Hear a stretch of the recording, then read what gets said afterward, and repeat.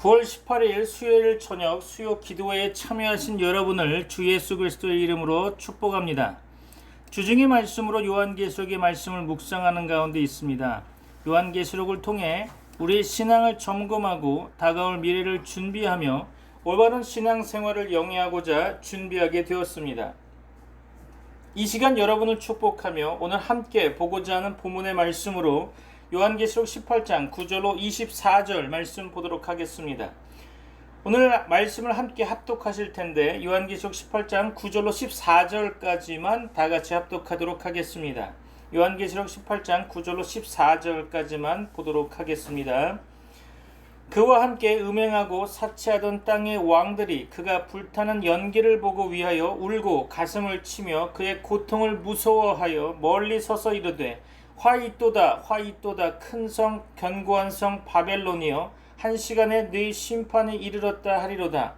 땅의 상인들이 그를 위하여 울고 애통하는 것은 다시 그들의 상품을 사는 자가 없음이라.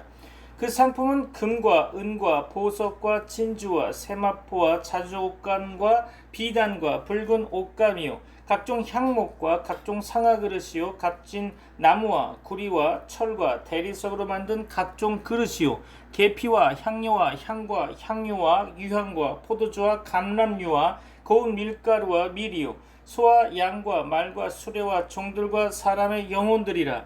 바벨론아, 네 영혼이 탐하던 과일이 네게서 떠났으며 맛있는 것들과 빛난 것들이 다 없어졌으니 사람들이 결코 이것들을 다시 보지 못하리로다. 아멘.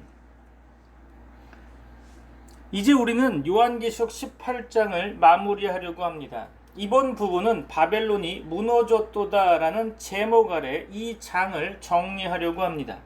본문은 요한계시록 18장 9절로 24절 말씀인데요. 그동안 요한계시록을 들으신 분들은 아시겠지만 전능하신 하나님께서는 인류 역사의 마지막 시점에서 계시록을 통해 말씀하고 계십니다. 죄인들이 그분의 거룩한 이름을 모독할 때에도 말씀하셨고 이 세상의 왕국들과 인간의 왕국 그리고 사탄의 왕국에 대해서도 말씀을 하십니다. 성경은 인류의 날이 끝나고 지구에서의 인간 통치가 끝날 때 하나님께서는 이 세상에 격렬한 심판을 내리실 것이라고 말씀하고 계십니다. 이러한 심판에 대한 약속은 성경 곳곳에 있으며 아마도 성경에서 가장 오래된 책이라고 여기는 욥기에서도 찾아볼 수 있죠. 참고로 욥기 21장 30절 말씀을 보면 악인은 재난의 날을 위하여 남겨둔 바 되었고 진노의 날을 향하여 끌려가느니라. 그렇죠. 시편 9편 7절로 8절에는 여호와께서 영원히 앉으시며 심판을 위하여 보좌를 준비하셨도다. 공의로 세계를 심판하시며 정직으로 만민에게 판결을 내리시리로다 라고 말씀하고 있죠. 이사야 선지자는 이사야 59장 18절 말씀 가운데 그들의 행위대로 갚으시되 그 원수에게 분노하시며 그 원수에게 보응하시며 섬들에게 보복하실 것이라 라고 심판을 언급했습니다. 다니엘서 7장에서도 같은 맥락의 내용이 이어지고 있죠. 참고해서 읽어두시면 유익할 것입니다. 아마도 가장 두려운 심판에 대한 구절은 바울이 데살로니가에 보낸 두 번째 편지에서 말한 내용일 것입니다.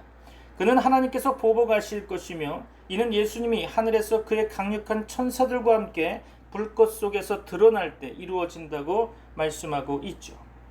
하나님을 알지 못하는 자들과 우리 주 예수 그리스도의 복음을 순종하지 않는 자들에게 보복하실 것이며 이들은 영원한 멸망의 형벌을 받을 것입니다. 베드로후서 2장 9절 볼까요? 베드로후서 2장 9절에서는 주께서 경건한 자는 시험에서 건지실 줄 아시고 불의한 자는 형벌 아래에 두어 심판날까지 지키시며 라고 말씀하고 있죠. 그리고 물론 요한계시록에 가면 심판에 관한 내용이 가득 차 있습니다. 계시록 6장부터 19장까지의 주제는 심판입니다. 이 모든 것은 예수님의 재림, 지구에 대한 최종 심판 그리고 천년 왕국의 세움으로 끝나게 되죠. 이제 우리는 요한계시록 가운데 심판에 관한 시리즈 마지막에 다다르게 되었습니다. 18장만 남았고요. 다음 장에서는 그리스도의 재림을 설명하고 있죠. 우리는 여러 달 동안 심판에 대해 말씀을 들어왔습니다. 강력한 심판의 이미지는 환상과 천사의 말씀, 그리고 사도 요한이 반모섬에서 유배 생활 중에 보고 경험한 것들을 통해 우리에게 주어졌죠. 일부 세부 사항은 이해하기 어렵지 않았지만 다른 부분은 매우 어렵기도 했습니다. 종말에 관한 예언 문헌에는 항상 일종의 신비로움과 흐릿한 현실이 존재한다고 봅니다. 우리가 그것을 경험하는 당시 사람들만큼 완전히 이해할 수는 없겠지만, 그러나 그리스도의 오심을 예언한 이들도 자신들이 예언한 모든 것을 완전히 이해하지는 못했습니다. 실제로 베드로는 예언자들이 자신들이 예언하는 내용을 살펴보며 어떤 시기와 어떤 사람에 대해 이야기하고 있는지를 알아보려고 했다고 했죠. 구약의 예언자들은 메시아에 대해 말할 때에 그들이 보지 못하고 경험하지 못한 것들에 대해 어느 정도 모호함이 있었습니다. 따라서 우리가 듣는 미래에 대한 이 예언에도 신비와 모호함이 존재한다고 할 수 있겠죠. 그러나 세부 사항에 있어 명확한 것과 불명확한 것이 있더라도 핵심적인 메시지는 분명히 전달되고 있습니다. 예수 그리스도가 그의 왕국을 세우기 위해 오실 때 죄인들과 이 땅에 대해 끔찍한 심판의 시간이 올 것이라는 말씀이죠. 이러한 심판이 다니엘서의 70번째 주에 해당하는 7년 동안 절정에 달할 것이라는 점은 이해하기 어렵지 않을 것입니다. 그 7년의 후반부, 즉 3년 반 동안 42개월, 1260일 등 여러 명칭이 사용되고 있죠. 이 기간 동안 심판은 점점 심화되고 있는 것입니다. 그 3년 반의 끝에는 주님의 날로 알려진 시기가 오는데 이때 하나님의 맹렬한 분노가 이 세상에 쏟아질 것입니다. 그 이후에 그리스도와 그의 왕국이 다가올 것이죠. 이 7년 동안 흐르는 심판은 일련의 봉인된 편지에 인을 떼는 가운데 벌어지는 심판, 이어서 나타나고 있는 나팔재앙, 그리고 대접재앙으로 설명을 심화해 나가고 있죠. 즉 7개의 인과 7개의 나팔, 그리고 7개의 대접이 서로 연속적으로 연결되어 있다는 것을 알 수 있습니다. 7번째 인이 7개의 나팔과 연결되어 있고 7번째 나팔이 7개의 대접과 연결되어 있죠. 이들은 최종적인 심판인 마지막 7개의 대접으로 이어지게 될 것입니다. 6번째 인부터 우리는 주님의 날의 실제성을 가장 안전하게 지정할 수 있는 시기를 갖게 되죠. 주님의 날이라는 용어는 잘 알려진 예언적 용어입니다. 구약과 신약 모두에서 이 날은 주님께서 통치하시고 인류의 날을 끝내는 날로 묘사되고 있죠. 그것이 주님의 날입니다. 요한계시록 16장까지 우리는 심판의 인, 나팔, 대접을 살펴보았습니다. 사실 계시록 19장은 계시록 16장, 즉 마지막 대접 심판 다음에 올 수 있는 내용이죠. 계시록 17장과 계시록 18장이 삽입되어져서 심판받는 세상의 상태를 설명하고 있습니다. 계시록 17장에서 그는 최종적인 세계 종교의 형태를 묘사하고 계시록 18장에서는 최종적인 세계 정부의 형태를 설명하고 있죠. 이러한 형태가 종말의 시기에 심판받는 세상의 모습일 것입니다. 계시록 18장에서 바벨론이 언급되고 있는 것을 살펴보면 2절 말씀 가운데 무너졌도다 무너졌도다 큰 성 바벨론이여 라고 말하죠. 10절에서는 화이또다 큰 성 견고한 성 바벨론이여 라고 하고 있고요. 16절에서는 화이또다 큰 성이여 라고 반복해서 표현하고 있습니다. 18절 말씀 가운데 이 큰 성과 같은 성이 어디 있느냐라고 묻고 있죠. 여기서 바벨론은 적그리스도 아래의 세계 제국의 최종 형태를 설명하는 용어로 사용되면서 동시에 그 제국의 수도인 재건된 바벨론을 나타내는 용어로도 쓰이고 있습니다. 종말의 시점에서 적그리스도의 사탄적인 제국의 수도는 재건된 바벨론이 될 것이 분명합니다. 따라서 이 장에서는 바벨론을 도시로서 그리고 이 최종 세계 제국의 상징으로서 바라보면서 그 파괴를 다루고 있는 거죠. 간단히 요약하자면 첫 번째 심판의 주요 관점을 보면 선포된 심판이었다는 거죠. 우리는 첫 세 구절을 통해서 이 점을 살펴볼 수 있습니다. 2절에서 무너졌도다 큰 성 바벨론이여라는 심판이 선포되고 있죠. 바벨론 시스템이 체계적으로 황폐해질 것에 대해 지난 시간에 다루어 보았습니다. 7인, 7나팔, 그리고 7대접 심판이 모두 바벨론을 황폐화시킬 것이며 이 심판은 바다와 땅, 공기와 빛, 그리고 인구에 영향을 미치게 될 것입니다. 이는 결국 인력을 의미하는 거죠. 바다에 영향을 미치면 상업과 무역에 영향을 주게 됩니다. 땅에 영향을 미치면 농작물에 영향을 미치고 그 제국을 황폐화시킬 것입니다. 공기와 빛, 별들에게 영향을 미치고 대규모로 사람들이 죽임을 당하게 될 것입니다. 세계의 4분의 1 그리고 나아가 세계의 3분의 1이 사라지고 인력이 감소하게 되면 그 시스템은 무너지게 되는 거죠. 시스템은 체계적으로 해체되고 있지만 사탄과 모든 악마에 의해 에너지를 공급받기 때문에 놀라운 생존 능력을 가지고 있음을 보게 될 것입니다. 그럼에도 불구하고 최종적인 황폐화가 계시록 18장에서 다루어지고 있죠. 그래서 계시록 18장 2절에 선포된 심판에 이어서 계시록 18장 4절로 5절 말씀 가운데에서는 두 번째 심판의 관점으로 피할 심판이 있음을 볼 수 있죠. 여기서 하늘에서 다른 목소리가 말합니다.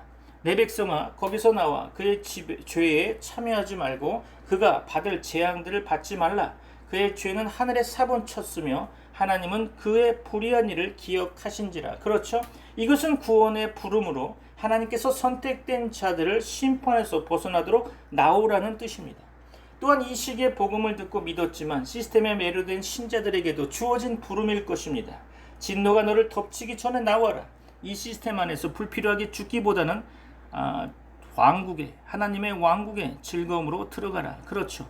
이제 세 번째 포인트로 넘어가면, 세 번째 주된 관점으로 보면 6절로 8절 말씀 가운데 정의된 심판이 있다는 거죠. 여기서 심판은 보복의 법칙으로 정의됩니다. 6절에서 그가 준 그대로 그에게 주고 그의 행위대로 갑절을 갚아주고 그가 섞은 잔에도 갑절이나 섞어 그에게 주라. 7절에서 언급한 내용은 그가 얼마나 자기를 영화롭게 하였으며 사치하였든지 그만큼 고통과 애통함으로 갚아주라. 그가 마음에 말하기를 나는 여왕으로 앉은 자요 과부가 아니라 결단코 애통함을 당하지 아니하리라 하니. 그렇죠. 8절에서는 재앙과 전염병 그리고 애통과 기근 불로 태워지는 모습이 묘사되고 있습니다. 여기서 심판은 명확히 정의되면서 이는 보복의 법칙으로 눈에는 눈, 이에는 이라는 원칙을 따르고 있죠. 더 이상 회개의 기회는 없습니다. 바벨론은 완전히 파괴될 것입니다. 에레미야 51장을 참고적으로 읽어두시면 좋겠습니다. 계시록 18장 8절에서 하루 동안에 라는 표현은 즉각적인 황폐를 나타내고 있죠. 18장 10절에서는 한 시간에 라고 하여서 이 큰 도시가 곧 무너질 것이라고 표현하고 있습니다. 계시록 18장 19절에서도 다시 한번 한 시간에 라고 반복하면서 이 도시가 황폐해질 것임을 강조하고 있죠. 이는 매우 갑작스럽고 파괴적인 짧은 시간 안에 이루어질 것임을 의미하는 것입니다. 이제 기억해야 할 것은 7인과 7나팔, 7대접 심판이 계속 진행되고 있다는 점입니다. 그러나 이 특별한 심판은 그 도시를 타격하며 특별한 재앙이 그 도시를 소멸시키고 태워버리는 것입니다. 이는 우리의 강한 하나님께서 심판을 행하시는 모습이죠. 이제 9절로 넘어가서 네 번째 심판의 관점으로 슬퍼하는 심판을 살펴보려고 합니다. 사람들은 자신의 죄에 대해서는 울지 않지만 도시의 상실에 대해서는 슬퍼할 것입니다. 그들은 자신의 악에 대해 애통하지 않을 것이며 하나님께서 여러 차례 기회를 주고 경고했음에도 불구하고 반응하지 않았죠. 그러나 그들의 도시가 사라질 때, 즉 세계 제국의 중심지이자 핵심 도시가 무너질 때 그제서야 슬퍼하게 될 것입니다. 9절에서의 슬픔을 살펴보면 땅의 왕들이 그녀와 함께 음행하며 방탕하게 살던 자들이 그녀의 불타는 연기를 보며 울고 슬퍼할 것이다 라는 내용이 나와 있죠. 여기서 우리는 지구의 지도자들, 즉 왕들을 만나게 됩니다. 이제 기억해야 할 것은 하나의 세계 제국이 존재하고 적그리스도가 통치하며 바벨론이 그 세계 제국의 중심이자 영혼, 수도, 핵심이라는 점입니다. 다른 모든 통치자와 선동가, 지도자들은 이 시스템과 어떤 연결점이 되어 있으며 그 시스템에 의존하고 있죠. 기억하시겠지만 열왕이 있었고 이들은 지구의 특정 지역을 나누어 다스릴 가능성이 높습니다. 이들 아래에는 다른 통치자들이 있겠죠. 그들이 적그리스도의 제국의 수도가 불타는 모습을 보게 되면 자신들이 이 전투에서 패배하고 있다는 것을 진정으로 느끼기 시작할 것입니다. 바벨론이 여전히 온전하고 그 중심이 운영되고 있는 한 아마도 그들은 승리의 가능성을 느꼈을 것입니다. 그러나 도시가 불타기 시작하고 그 연기를 보게 되면 그제야 그들은 울고 슬퍼하게 될 것입니다. 이는 적그리스도의 세계 정부 수도의 파괴를 의미하며 이는 세계 경제의 전체 통제센터가 치명적인 타격을 입는다는 것이죠. 결국 이는 세계의 몰락을 상징하는 것이기도 합니다. 이제 이 왕들이 어떻게 묘사되는지 주목해 볼 필요가 있죠. 그들은 바벨론과 함께 음행을 행하고 방탕하게 살았던 자들로 묘사됩니다. 이는 17장 2절에서도 언급되었으며 그들은 바벨론의 음행의 포도주에 취해 있었죠. 18장 3절에서도 이 왕들은 바벨론과 함께 음행을 행하며 땅의 상인들은 그녀의 방탕함으로 부를 축적하는 모습으로 묘사되고 있습니다. 바벨론은 마치 매춘부처럼 묘사되며 세계의 통치자들은 그녀와 음행을 행하고 방탕하게 살아왔죠. 그들은 자신의 모든 열정을 이 시스템에 묶어두었죠. 그들은 그녀의 불탄 연기를 보며 정말로 흐느끼고 애통하며 가슴을 치게 될 것입니다. 이런 일이 하나님이 처음 하시는 것은 아니죠. 그는 소돔과 고모라, 평야의 도시들 그리고 두로와 에돔에게도 같은 일을 행하셨습니다. 그리고 이제 그는 바벨론에게 더 큰 방식으로 같은 일을 행하실 것입니다. 10절 말씀 가운데 멀리 서 있다라는 표현은 그들이 그녀의 고통을 두려워하여 가까이 가지 않으려 한다는 것을 나타내고 있죠. 이는 이 도시가 특정한 장소에 위치하고 있음을 의미하고 있죠. 만약 불타고 있는 바벨론이 전 세계라면 그곳에서 멀리 서 있을 수는 없겠죠. 따라서 이는 바벨론이 지리적으로 특정 장소에 있다는 것을 보여주고 있는 것입니다. 이는 또한 예수 그리스도의 재림 전에 도시가 파괴되는 것이 합리적으로 이해될 수 있는 이유 중 하나죠. 도시가 불타고 그 불타는 모습을 보면서 그들은 이것이 다가올 일의 예고편임을 깨닫게 되는 거죠.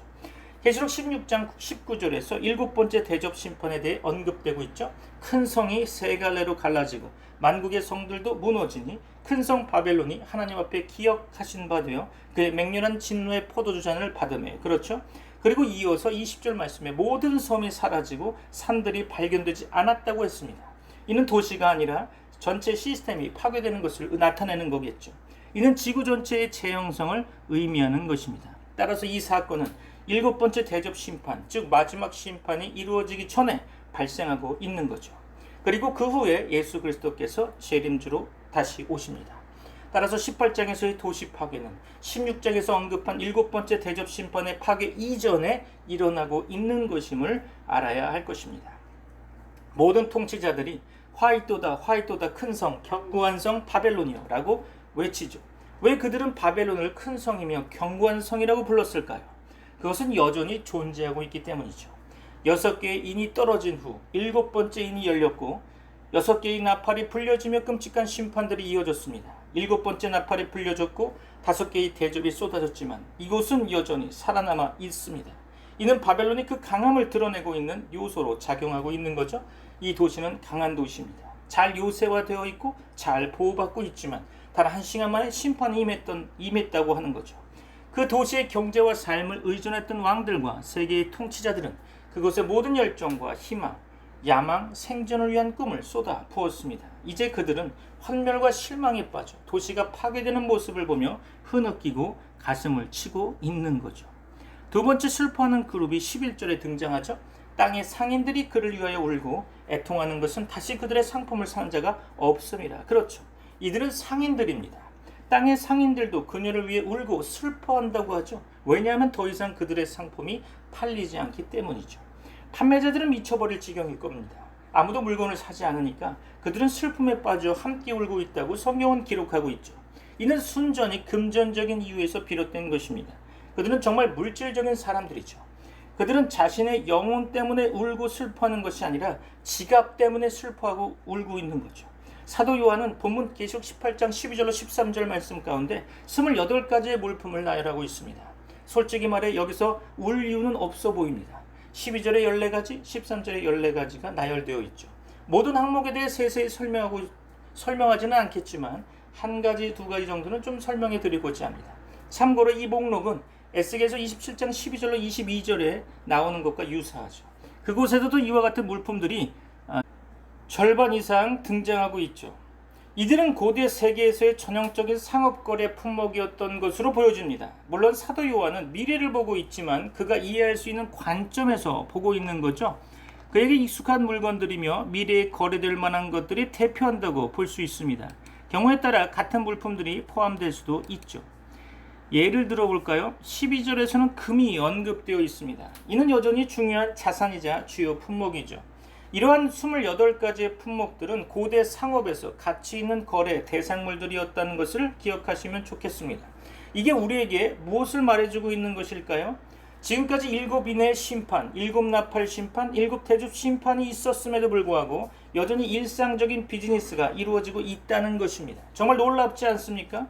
이는 인간의 창의성에 대해 많은 것을 말해주고 있는 거죠. 세상이 무너지고 작물이 파괴되며 바다와 담수 자원이 파괴되는 상황 가운데서도 인간은 여전히 무언가를 만들어내고 비즈니스를 계속하고 있다는 것입니다. 생존이 어려운 상황임에도 불구하고 인간의 창의성은 정말 놀랍습니다. 그들은 여전히 전 세계적으로 이러한 물품들을 이동시키고 있죠. 13절 말씀 가운데 계피가 언급되고 있습니다. 우리가 아는 계피와는 조금 다른 종류의 향신료일 겁니다. 참고로 이 계피는 출애굽기 30장 24절에 언급되어 있는데요. 거룩한 기름에 사용되기도 했죠. 잠언 7장 17절에서도 이 계피가 창녀의 침대를 향기롭게 하는데 사용되었다고 말하고 있습니다. 로마인들은 이 계피를 화장품으로도 사용했죠. 이러한 다양한 용도는 계피가 고대 사회에서 얼마나 가치 있는 자재였는지를 보여주고 있는 것입니다. 또한 향신료는 향기로운 식물로 향수나 머리 손질에 사용되었죠. 이는 인도와 아프리카에서 자생하는 관목에서 만들어졌습니다. 그리고 향유가 언급되어 있는데요. 원어적으로 보면 모략의 단어로 볼 수 있습니다. 모략이란 어떤 식물일까요? 어원은 아랍어에서 유래되었는데요. 몹시 쓰다라는 뜻에서 비롯된 것입니다. 이 식물은 아라비아와 이디오피아, 소말리아 등 동부 아프리카 해안이 원산지로서 대기는 암석지대나 석회암의 구릉지대에서 자라는 관목이죠. 굵고 단단한 가지와 가시가 있으며 잎은 세 장의 폭엽을 이루며 열매는 타원형으로 자두처럼 생겼죠. 모략은 유황과 함께 성경에 등장하는 귀한 향료의 하나였습니다. 마태복음 2장 11절에 동방박사 세 사람이 귀한 예물을 가지고 별을 따라 아기 예수님이 계신 곳에 이르러 엎드려 경배하고 보배합을 열어 황금과 유황과 몰약을 예물로 드렸다고 성경은 기록하고 있죠. 이 기름은 성별하는 기름으로서 회막과 증거계 등 성소와 기물들을 성결케 하는데 쓰일 뿐 아니라 아론과 그 아들들에게 모세가 기름을 발라 거룩하게 하고 제사장 직분을 행하게 할 때에도 쓰였습니다. 예수님이 십자가에서 죽음을 당하셨을 때 니고데모와 아리마대 요셉도 주님께 경의를 표하기 위해 그분을 장사 지낼 때 그분의 몸에 모략을 넣었죠. 포도주와 감람류는 우리가 잘 아는 와인과 올리브 기름이죠. 고운 밀가루와 밀, 소와 양, 그리고 말과 수레도 언급되어 있습니다. 여기서 수레는 사륜마차를 의미하는 단어인데요. 이는 고대 상업에서 중요한 운송 수단을 나타내고 있는 거죠. 그리고 종들과 사람의 영혼들이 추가됩니다. 이는 원문을 좀 더 이해하기 쉽게 번역하면 노예와 사람의 목숨으로 번역함이 적당할 듯합니다. 인간도 판매의 대상이었다는 것이 충격이죠. 세상이 그런 일을 했었다는 것입니다. 그러나 이제 아무도 노예를 매매하지 않고 있죠. 이는 고용 문제를 언급하는 것일 수도 있겠지만 그 이상인 것 같습니다. 사탄이 지배하는 독재 체제 가운데 결국 선택의 기로에 서 있는 것은 일하는 것이거나 아니면 죽는 것이겠죠. 이 모든 것의 중심은 바벨론에 있습니다. 14절 말씀에 바벨론아 내 영혼이 탐하던 과일이 내게서 떠났으며 맛있는 것들과 빛난 것들이 다 없어졌으니 사람들이 결코 이것들을 다시 보지 못하리로다 라는 말씀이 기록되어 있습니다. 하나님은 적그리스도의 시스템을 파산시킬 것입니다. 바벨론이 파괴되면 아마도 전 세계의 금융 중심이 파괴되면서 모든 것이 붕괴되기 시작하겠죠. 그때쯤이면 모든 거래가 어떤 형태로든 전 세계적 통합 전선화로 이루어질 것이기에 혼란이 좀 더 클 것입니다. 미래는 현금 사회가 아니겠죠. 사람들이 탐내던 모든 것들이 사라지게 될 것입니다.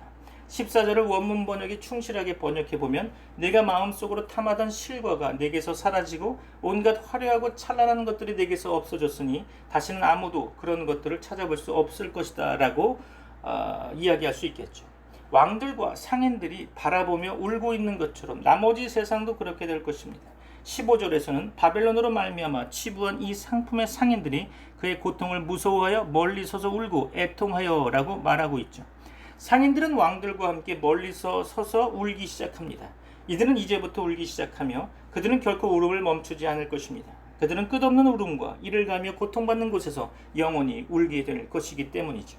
그들의 욕망은 더 이상 충족되지 않기 때문에 그들은 울고 그 욕망이 충족되지 않는 한 지옥에서 영원히 그렇게 울게 될 것입니다. 지도자들과 상인들이 함께 울고 있습니다.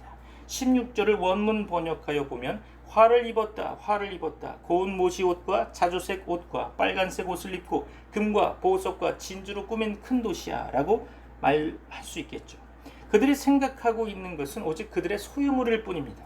예수님의 말씀 가운데 사람이 온 세상을 얻고도 자신의 영혼을 잃으면 무엇이 유익하겠느냐라고 하는 말씀이 생각납니다. 그들은 오직 자신의 모든 것만을 위해 살아가고 있죠. 그들은 14만 4천 명의 전도자들에 의해 복음이 전파된 것들을 들었습니다. 죽은 자 가운데서 살아난 두 증인에 의해서도 복음이 전해졌죠. 이 기간 동안 믿음을 가진 유대인과 이방인들에 의해 복음이 전해졌고 하늘을 날아다니는 천사들에 의해서도 복음이 전파되었습니다. 그들은 하나님의 심판과 그분의 분노의 열기를 분명히 느꼈고 주의 날의 것들을 맛보았습니다. 그들은 다가오는 일이 무엇인지 알고 있었던 거죠. 그 모든 경험이 있음에도 불구하고 그들은 여전히 사라질 것들에 대해 완전히 사로잡혀 있어서 자신의 영혼에 대한 생각은 전혀 하고 있지 않고 있는 거죠.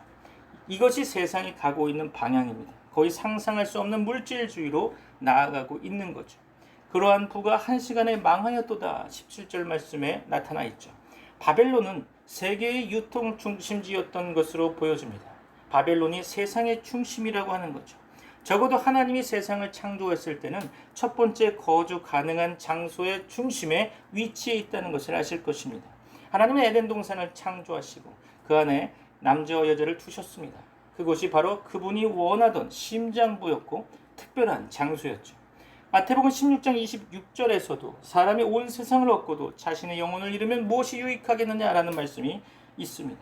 오늘 본문 계시록 18장 17절에서 모든 선장과 각처를 다니는 선객들과 선원들과 바다에서 일하는 자들이 멀리 서서라고 기록되어 있죠.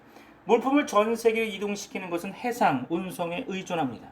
모든 것을 항공으로 이동시킬 수는 없으며 석유와 같은 대량의 화물을 운반하려면 거대한 선박이 필요하겠죠. 오늘날 산업에 대한 전 세계적인 석유 의존도는 해운에 기반하고 있습니다. 이러한 대량의 화물을 이동시키기 위해서는 해운이 필수적이죠. 모든 배의 선장, 승객, 해양에서 생계를 꾸리는 사람들, 그리고 그 화물의 판매 및 유통에 관여하는 모든 이들은 멀리서 서서 지켜봅니다. 그들은 거리를 두고 싶어하며 상황을 지켜보는 거죠. 18절 말씀에서 그가 불타는 연기를 보고 외쳐 이르되 이 큰 성과 같은 성이 어디 있느냐 하며, 그렇죠? 이 도시는 생존할 수 없다면 아무것도 생존할 수 없는 것입니다. 이 도시와 같은 것은 없기 때문이죠. 이것은 지구상에서 가장 강력한 도시이며 지금 연기로 사라져가고 있는 거죠. 사도 요한은 전통적인 고통의 표현을 통해 슬퍼하는 이들을 봅니다. 19절에서 티끌을 자기 머리에 뿌리고 울며 애통하여 외쳐 이르되 화이또다 화이또다 이 큰 성이여 바다에서 배 부리는 모든 자들이 너희 보배로운 상품으로 치부하였더니 한 시간에 망하였도다 라고 기록되어 있죠. 이는 고대 슬픔을 나타내는 표현입니다. 욥기 2장 12절과 예레미야 애가 2장 10절에서 비교해서 살펴보면 알 수 있겠죠. 욥기 2장 12절을 볼까요? 눈을 들어 멀리 보매 그가 욥인 줄 알기 어렵게 되었으므로 그들이 일제히 소리지어 울며 각각 자기의 겉옷을 찢고 하늘을 향하여 티끌을 날려 자기 머리에 뿌리고, 예레미야 애가 2장 10절에서 딸 시온의 장로들이 땅에 앉아 잠잠하고 티끌을 머리에 덮어쓰고 굵은 배를 허리에 둘렀으며 예루살렘 처녀들은 머리를 땅에 숙였도다. 그렇죠? 티끌을 날려 자기 머리에 뿌리고 또는 티끌을 머리에 덮어쓰고 라는 표현은 끔찍한 슬픔과 고통을 나타내는 상징어입니다. 울며 애통해 하여도 회개하지는 않죠. 슬프다 슬프다 그 큰 도시여 내 은행 계좌가 슬프도다 라는 것입니다. 우리는 늘 이런 상황에 부딪히게 되죠. 우리는 매주 더 물질적이고 경제적인 문제에 더 집착하고 있지 않습니까? 정말 하루하루가 힘들고 지칠 것입니다.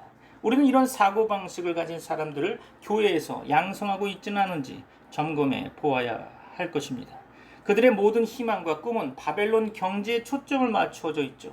즉 하나님보다 더 강하다고 믿는 맘몬신에 기반하고 있는 것입니다. 그러나 그것은 결코 강한 것이 아니죠. 맘몬의 부족에서 오는 고통이 사람들로 하여금 하나님께 맘몬을 요구하는 경우까지 이르고 있음을 우리는 쉽게 목격할 수 있죠. 오늘 본문은 바벨론이 한 시간 만에 황폐해졌다고 했습니다. 이것이 바로 그 도시, 그 위대한 도시의 빠른 패망을 이야기하는 거죠. 문자 그대로 60분이 아니라 즉각적인 심판이 빠르게 이루어지고 있음을 상징적으로 나타내고 있는 거죠. 다섯 번째 관점은 심판을 즐기는 것입니다. 놀랍게도 20절에서 하늘과 성도들과 사도들과 선지자들아 그로 말미암아 즐거워하라 하나님이 너희를 위하여 그에게 심판을 행하셨음이라 라고 말하고 있습니다. 천사가 다시 말하죠. 4절에서 처음으로 이야기했던 같은 천사가 외치고 있는 것입니다. 그는 하늘에 있는 모든 이들에게 이야기하고 있죠. 참고적으로 우리는 계시록 4장과 5장에서 그들을 만났었습니다. 내 생물, 24장로, 천사들, 영광스러운 성도들, 그리고 환난 가운데 순교한 성도들, 바로 그들이 계시록 4장과 5장에서 천상의 예배에 참여하고 있는 것을 보았죠. 이들은 바벨론의 멸망을 기뻐하며 하나님의 정의가 실현된 것에 대해 환호하고 있는 것입니다. 하늘과 성도들과 사도들과 선지자들아. 계시록 6장 9절에서 11절에 묘사된 이들이 포함됩니다. 이 메시지는 하나님의 정의가 실현되는 순간을 기념하며 고난을 겪었던 이들에게 위로와 기쁨을 전하는 것입니다. 여기서 여러분은 아마도 질문을 하게 될 겁니다. 천상에 있는 그들이 어떻게 이런 사람들의 멸망을 보면서 기뻐할 수 있느냐 하는 거죠. 그들은 하나님의 공의와 정의가 승리함을 보고 기뻐할 수 있는 것입니다. 그리스도가 높임을 받고 하나님의 왕국이 이 땅에 임함을 보면서 기뻐할 수 있는 거죠. 지옥에 떨어질 사람들은 모든 힘과 의지, 마음의 표현으로 하나님의 경고를 무시하고 스스로 선택한 결과를 얻게 될 것입니다. 이것이 바로 하늘에서 기다리고 있었던 무리들의 기쁨인 거죠. 사랑하는 성도 여러분, 죄가 짓밟히고 죄인들이 멸망하며 저주받은 땅이 불타고 회복된 땅이 만들어질 때 예수님이 다시 오셔서 자신의 왕국을 세우고 평화와 의가 다스릴 때가 이르게 될 것입니다. 기독교인이라면 이 의미를 이해할 수 있겠죠. 주님은 오랫동안 모욕을 견뎌오셨고 그의 백성들도 마찬가지였습니다. 의와 정의, 진리와 순결은 더 이상 학대를 받아서는 안 되겠죠. 여섯 번째 관점은 심판이 완성되었다는 것입니다. 오늘 본문 계시록 18장 21절 말씀 가운데 이에 한 힘센 천사가 큰 맷돌 같은 돌을 들어 바다에 던져 이르되 큰 성 바벨론이 이같이 비참하게 던져져 결코 다시 보이지 아니하리로다 라고 기록되어 있죠. 맷돌은 일반적으로 단단한 돌로 곡물을 갈기 위해 사용되는 기구입니다. 이 힘센 천사는 맷돌을 들어야 한다고 지시받았죠. 이러한 강한 천사는 계시록 5장과 계시록 10장에서도 등장하고 있습니다. 이제 흥미로운 성경 구절 하나를 함께 보고자 하는데요. 잠시 후 마무리되겠지만 이 특정 부분을 설명하기 위해 예레미야 51장으로 가보고 싶습니다. 예레미야 51장 61절로 64절 읽어봅니다. 스라야에게 말하기를 너는 바벨론에 이르거든 삼가 이 모든 말씀을 읽고 말하기를 여호와여 주께서 이곳에 대하여 말씀하시기를 이 땅을 멸하여 사람이나 짐승이 거기에 살지 못하게 하고 영원한 폐허가 되리라 하셨나이다 하라 하니라. 너는 이 책 읽기를 다 한 후에 책에 돌을 메워 유브라데강 속에 던지며 말하기를 바벨론이 나의 재난 때문에 이같이 몰락하여 다시 일어서지 못하리니 그들이 피폐하리라 하라 하니라. 예레미야의 말이 이에 끝나니라. 이해하기 쉬운 세번역 성경을 다시 한번 읽어볼까 합니다. 그리고 예레미야가 스라야에게 말하였다. 수석 보좌관께서 바벨론 도성으로 가거든 이 말씀을 반드시 다 읽고 주님께서 친히 이곳을 두고 말씀하시기를 이곳에는 아무것도 살 수 없도록 멸망시켜서 사람도 짐승도 살 수 없는 영원한 폐허로 만들겠다고 하셨습니다 하고 기도하십시오. 수석 보좌관께서 이 책을 다 읽은 다음에는 책에 돌을 하나 매달아서 유프라테스 강 물에 던지십시오. 그런 다음에 주님께서 이곳에 내리는 재앙 때문에 바빌로니아도 이렇게 가라앉아 다시는 떠오르지 못하고 쇠퇴할 것이다 하고 말하십시오. 여기까지가 예레미야의 말이다. 그렇죠. 오늘 보아야 할 특정 요한계시록 9절에 대한 좋은 설명이 바로 예레미야 51장을 참고해야 이해할 수 있을 것이라고 생각했습니다. 오늘 본문 계시록 18장 21절로 돌아가서 이에 한 힘센 천사가 큰 맷돌 같은 돌을 들어 바다에 던져 이르되 큰 성 바벨론이 이같이 비참하게 던져져 결코 다시 보이지 아니하리로다 라고 기록되어 있죠. 그러므로 예레미야의 예언은 아직 이루어지지 않았다고 결론 지을 수 있을 것입니다. 이는 바벨론의 재건과 관련이 있죠. 많은 사람들이 바벨론이 다시 세워질 수 있을지 궁금해하고 있습니다. 그러나 지금 여러분이 살아있는 이 순간 그것이 실제로 일어날 수 있음을 기억하시기 바랍니다. 저는 미래의 모든 세부사항과 하나님이 무엇을 어떻게 하실지 정확히 알지 못하지만 이 성경 구절에 대한 합리적인 이해를 하려고 합니다. 이 바벨론은 폭력적으로 무너질 것이고 빠르게 파괴될 것이며 최종적으로 완전하게 다시는 발견되지 않을 것이라는 본문의 말씀을 신뢰하며 깊이 묵상할 필요가 있음을 알려드리고 싶습니다. 오늘 본문 계시록 18장 22절 말씀을 보면 또 검은 것 타는 자와 풍류하는 자와 퉁소 부는 자와 나팔 부는 자들의 소리가 결코 다시 네 안에서 들리지 아니하고 어떠한 세공업자든지 결코 다시 네 안에서 보이지 아니하고 또 맷돌 소리가 결코 다시 네 안에서 들리지 아니하고 라고 기록되어 있죠. 사람들은 오락을 필요로 합니다. 대환란 동안 오락가들의 수요가 높아질 것이라고 상상할 수 있겠죠. 사람들은 웃음을 찾으러 다니고 파티에 가며 자신의 기분 탈출구를 찾고 싶어 할 것입니다. 그러나 그 파티는 곧 끝나게 되겠죠.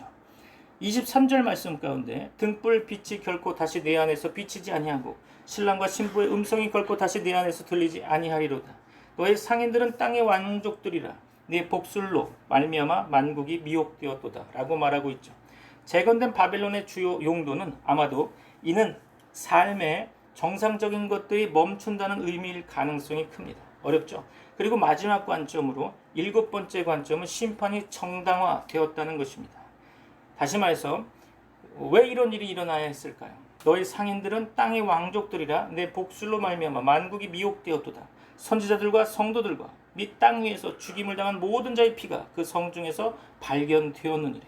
이 심판이 정당화된 이유는 뭘까요? 그것은 전 세계가 물질주의에 빠졌고 부패한 지도층에 의해 속았기 때문이죠. 이 부패는 전 세계에 영향을 미쳤고 그 결과로 하나님의 심판이 내려진 것입니다. 그래서 우리는 무엇을 볼 수 있을까요? 부패한 지도층, 전 세계적인 마술과 속임수, 그리고 성도들의 대량 학살입니다. 하나님은 말씀하십니다. 이제 충분하다. 더 이상은 안 된다. 그렇죠. 이 바벨론 체제는 선지자들과 전도자들, 성도들을 죽이는 존재가 될 것입니다. 세상은 어디로 가고 있습니까? 그것은 심판으로 향하고 있습니다. 심판이 내리면 먼저 도시에 임하고 이후 16장에서 읽은 것처럼 전 세계 시스템에 영향을 미치며 하나님의 지구를 완전히 재구성하실 것입니다. 모든 섬이 사라지고 산들이 평평해지며 큰 우박이 사람들을 짓누를 것입니다. 그리고 예수님이 오셔서 아마겟돈에서 세계의 군대를 파괴하고 그의 영원한 왕국을 세우실 것입니다. 그것이 바로 세상이 향하는 방향이죠. 이제 예수님의 말씀을 들어보십시오. 누가복음 12장에서 적절한 결론을 제시하고 있습니다. 16절로 19절이죠.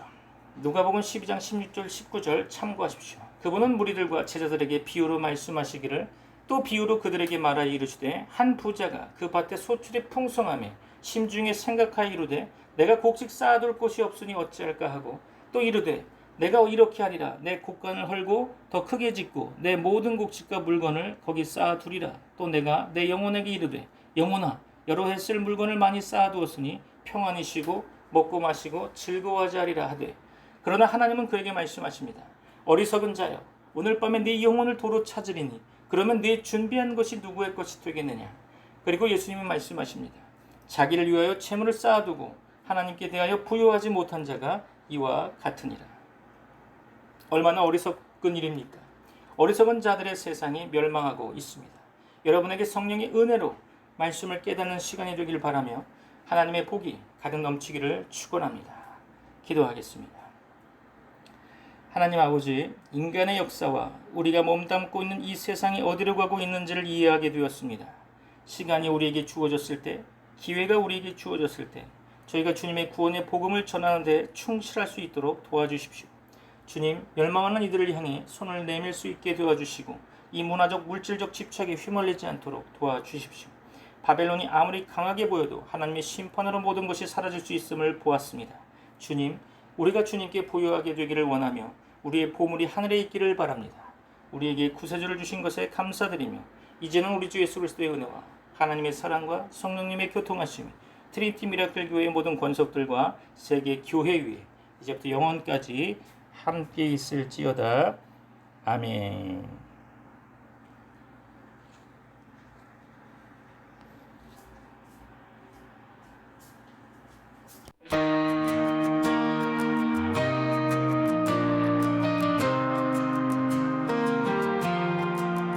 오직 성령이 너희에게 임하시면 너희가 권능을 받고 예루살렘과 온 유대와 사마리아 땅 끝까지 이르러 증인이 되리라.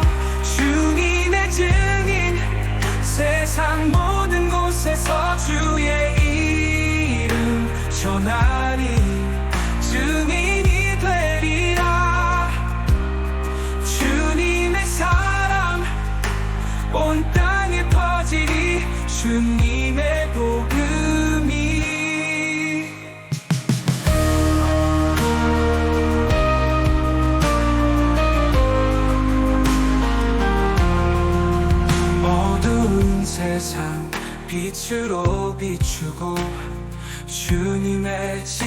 전하리 두려움 없이 주님의 말씀을 온 세상에 외치리 증인이 되리라 주님의 증인 세상 모든 곳에서 주의 이름 전하리 증인이 되리라 주님의 사랑 온 땅에 퍼지리 주님의 복음이